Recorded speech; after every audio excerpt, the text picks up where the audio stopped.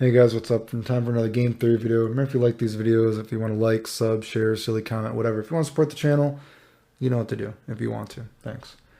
So, thinking about Guilty Gear Strive recently, and people always talking about how unbalanced it is, how broken it is. I want to remind everybody, and I'm going to have a conversation, that a game being unbalanced or broken, depending on how strongly, loosely, whatever you use that term, is not necessarily a bad thing.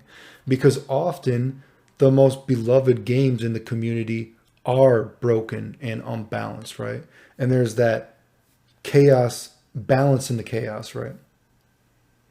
So, but besides that, I'm also going to be talking about, again, the complexity and redundancy, the potential complexity and redundancy, depth of video games, and when moves fit too many purposes, right? So we got this idea that Guilty Gear Strive is such a broken, unbalanced game because of Soul, Ramthal, May, whatever characters people are complaining about at the time. But again, this is not necessarily a bad thing, necessarily, right? Depending on how loosely or strongly we look at this. Because if we look at the history of fighting games, some of the most broken games, of course, some of the most beloved games are some of the most quotation marks broken. Super Turbo is a great example that I use often, right? If you look at the cast, and we look at this loosely, right? Let's just say every character. It doesn't have to be specifically every Super and every Super Turbo character, but let's be a little bit lenient with this, and let's just say at least one form of that character has to be usable. If we look at a game like Super Turbo, competitively speaking, is not almost basically every character used competitively in that game? That's pretty fucking incredible, right? Because when the characters are so different and so unbalanced, so broken, so potentially volatile, so many potential variables, so many powerful things in that game, there's bound to be contrasting effects when so many characters have different powerful tools, right? That's why I have so many different kind of counter characters in that game, and there's very kind of strong archetypical characters as well. So in that chaos, there is balance. That's it's pretty incredible. If you look at the entire roster, maybe not every Super and every Super Turbo character, but at least one form of the character has to be used. Basically, every character is used competitively. And the game also has a great narrative, like I've talked about in game theory videos, because the game is easily digestible, because what is so powerful for each character is generally pretty well understood. And multiple different archetypical characters are powerful as well. So it's easy to have a character that you are rooting for. Even if you are not in the competitive nature of the game itself, if we were to think about the game as a sport, it's easy to be a fan of a certain character in that game and to understand them, making it easily digestible, right? We look at a game like Marvel 3, Ultimate Marvel 3, Marvel 3. Inherently, maybe even Marvel games tend to be broken, I guess you could say. But again, in that chaos, there is balance. If you look at a game, not so much Marvel vs. Capcom 2, but a game like Marvel 3, Ultimate Marvel 3, look at how many different synergistically effective teams there were in the meta of that game that have been used competitively at different points in the game. That's pretty incredible for a game that is broken and unbalanced. So again, another example of why being broken or unbalanced isn't necessarily bad, right? There's this idea as well that, because we have this sort of knee-jerk culture, patch culture, whatever it is, games are just patched to hell, right? Which is basically an excuse to make games not have a lot of depth. Because hey, we can put out a product and it doesn't have to have a lot of depth because we can always patch it over and over again to make it more interesting, right? It's kind of like, a cheap pop. It's retarded, really, but so some people might think that there is this idea that I've also talked about in videos that people don't want to play broken games. Quotation marks, again, how loosely or strongly we're using this term. This is also not true. Maybe in very random instances, but there's not a precedent to believe this is always true. Look at games like Street Fighter 3 Third Strike. People don't even play the updated versions of the game because they want the broken one. Street Fighter Alpha 3, the upper. People don't want to play the upper version of it. They want to play the broken one. Street Fighter Alpha 2 Gold, they want to play the broken Street Fighter Alpha 2.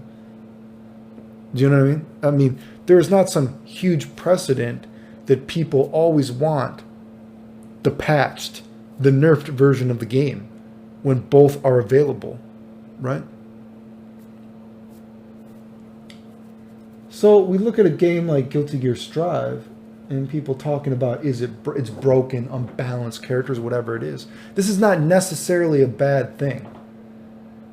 Strive, I don't think, is a bad game necessarily because you think there's a broken character.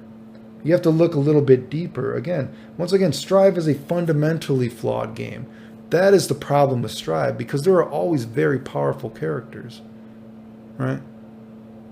Strive's problem is we have a fundamentally flawed game.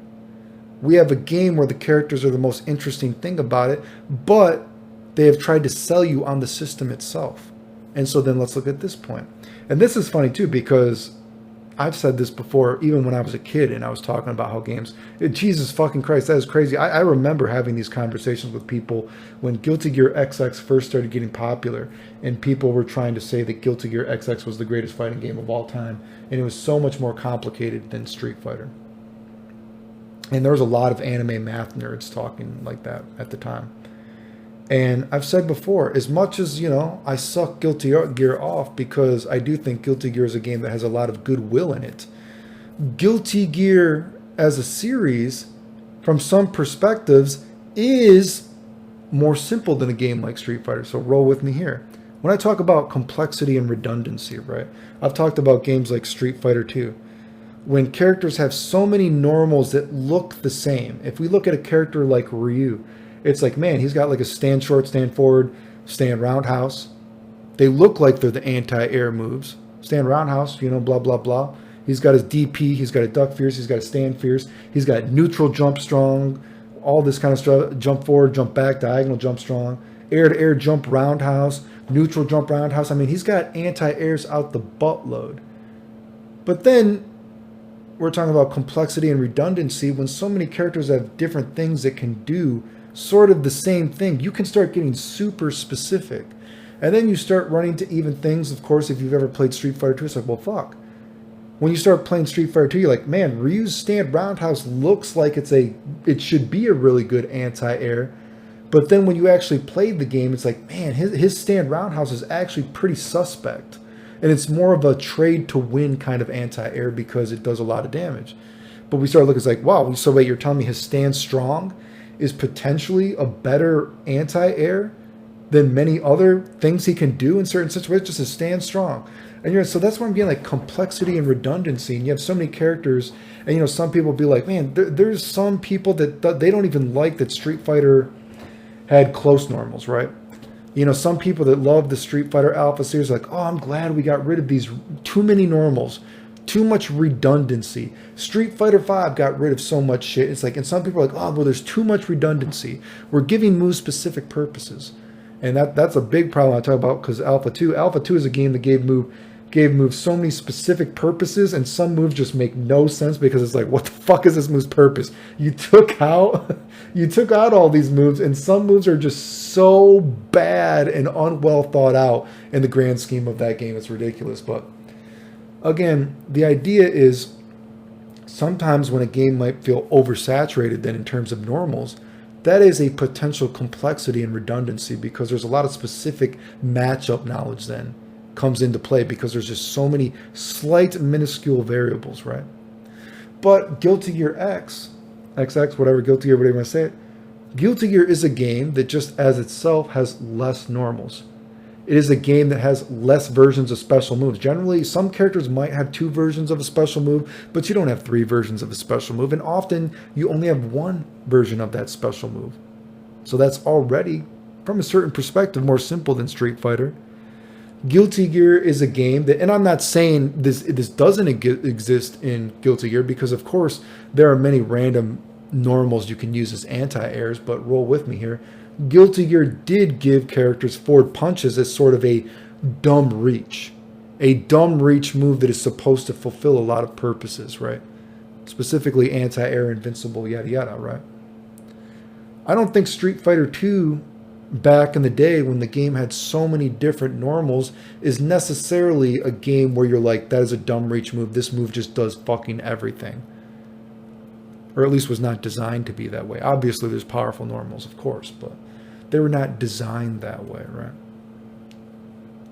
And so we look at a Guilty Gear Strive where you've actually taken out the depth of a lot of characters, right? You've made characters more simple, and the characters are still the best thing. That's what I'm saying. The characters are still the best thing.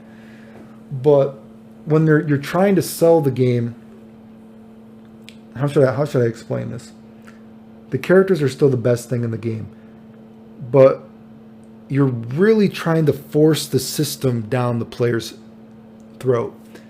And when you have a, let's say, weaker character, when the weaker character has to rely on the same advantage, the same gameplay mechanic that the more powerful character also has access to, that is a potential problem. Does that make sense?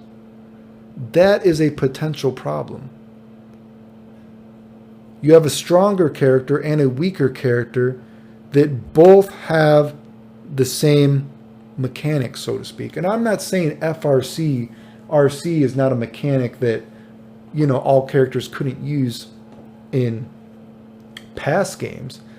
But if you look at past games, you look at the way characters use the FRC. The characters were making that special. And again, that's what I talk about when I talked about teeter-tottering. The game Strive is a game that teeter-totters in the opposite direction from past games. Okay? Old Guilty Gears teeter-tottered that the character was more important than the system. Not by a large margin, but it teeter-tottered on that. This game is teeter-tottering that the ironic thing is, again, the characters are still the best thing about the game. But it teeter-totters that now the system is more important. But all the characters are generally, take it with a grain of salt, are using the system in the same way. I mean, it's crazy that I was able to predict this game, and I have videos. Do you realize how crazy it is? I have videos telling you guys exactly how announcers were even going to call the game. Is that crazy? I'm like, they're going to call the game like this. They're going to shove this mix-up down your throat, and they're going to say, that's amazing. But you know what? This same mix-up they're talking about, it's a mix-up every character can do. This sort of point in the match, they're going to sell to you this like, oh, he drift RC'd there, but then he blue RC'd there to make himself blah, blah, blah. But that's not a character-specific thing per se. Everyone can do that. Whereas before, a character using FRC only, quotation marks, only they used FRC like that.